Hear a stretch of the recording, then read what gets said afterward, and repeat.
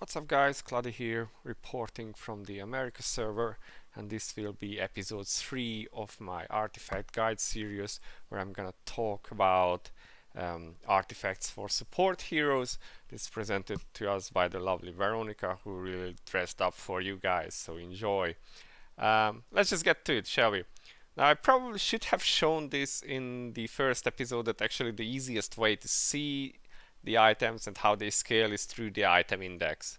Would have made sense, but I'm a noob and I forgot about it. So let's just go here, artifact index. It's the easiest to select from here and show what we can use. Let's see, let's find the first one, and this is the Abyssal Crown. As I have mentioned, you can buy this from Lowman at the shop for the points you get from fighting world bosses, and because of this, this is the easiest to obtain support artifact that you can put on your priests or on your Annette or your support DPS if you have any. As you can see, at 5 stars it gives your highest attack character an extra 75 attack, which is 75% attack, not 75. That's pretty dope, and because there is no random in this, really it's the easiest one to obtain. That's why the other items from Loman are not really worth it until you have this. You can see mine is actually stuck on 4 because I can't seem to upgrade it. Okay, next up, another very nice artifact is the Infernal Whip. Every 8 seconds attacks all enemies and deals 20% of attack. Some damage, targets take 10% increased damage for the next 5 seconds. Damage boost effect increases by 0.4% with every activation and can be stacked maximum 25 times. So that means this would be like 10% more.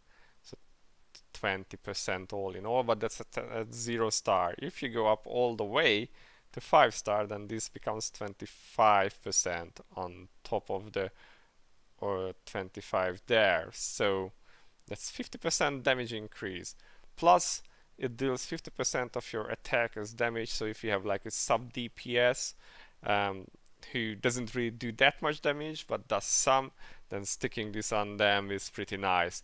You can receive this from Velkazar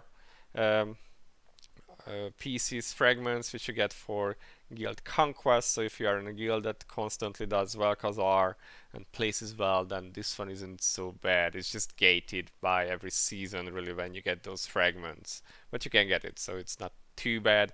At least there isn't that much of a random to it. Everything else here is either randomly from the tower or from events, so that makes them a bit harder to obtain. Okay, let's go on. Feather of Sacrifice. As you can see, for 2 minutes after the battle starts, the target will take 10% extra damage, but you will also take 10% extra damage. This is only for the character that is wearing the feather. They get a debuff, so they take more damage. You can put this on a more tanky priest, or if you are running 2 tanks in some content, then one of them can use this. As you can see, at 5 star this becomes 25%, and you will also take 25% more damage. If the damage from the monsters, the bosses, isn't too bad, then this can be a very good buff, 25% without any other questions asked.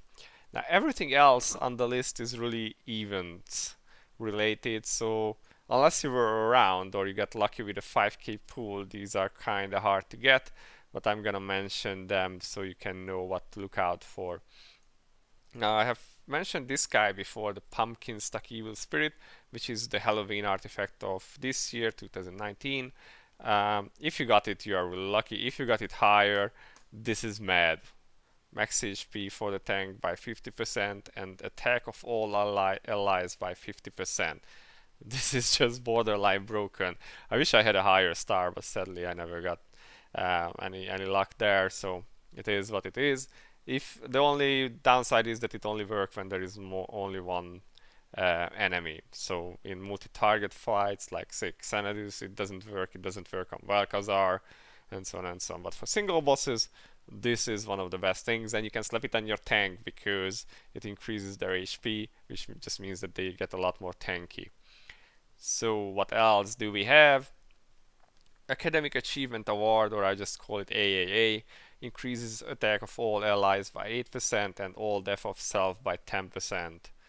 And it doesn't stack with anyone else, but that's cool because you only need one of these. As you can see, at 5 star, it gives 20% attack and all defense of the wearer by 25. This is, for instance, pretty dope on Priscilla, who um, gives bonuses based on her defense. And then you can have, if you have a warrior DPS, it gets even better because of the iron skin or whatever it's called talent that increases their attack based on their defense. So pretty dope, actually. This is really good stuff. Sadly, also event related, mine is only 0 stars, so only 8% for me and 10% death, but it's what it is. And there is one more artifact which I never find. Is this one actually? This was from a recent event as well. Sadly, again, one more event artifact. And upon taking a hit, there is a 20% chance to increase all damage the target takes by 10% for 5 seconds. Not the strongest artifact, but 10% damage is 10% damage, and if your hero gets hit a lot, this will be active a lot. I use this on my tank sometimes, and you can see if you were lucky with this one, this can be another 25% damage increase, which is not to be underestimated. So if you have this artifact and you can put it on your tank, for instance, in a multi-target fight like Xenodus, where this one can be used, then this is pretty nice. And these are actually the main support artifacts that you want to have in a boss fight, so any fight that lasts a bit longer. There are other things, for instance, this one, which increases attack of all allies, but only for 20 seconds, so kinda meh. In longer fights it's not that great. Of course, 12%, but this is also an event artifact. And then there is that increased attack speed for all allies for 20 seconds when the battle starts. Again, not a great stuff. It only gives 250. So if you do not have anything else, you can equip these, but it's not that great. And there is also this one, which was, I believe, another event artifact, maybe Valentine's Day or something. When the battle starts, it increases attack. This can be good, but again, very limited in time and stuff. So basically, these are the main support healer or support character artifacts. So you would put this on your healers. You would also put this on your support DPS if you are running any, and you would put this on your tanks when possible. Of course, there are times when your tanks need more protection, or there are times when you need to use a solar stone to reduce healing or any other artifacts. So you can't put these either on your healer or your tank. You kind of need to balance it, but this is actually the list.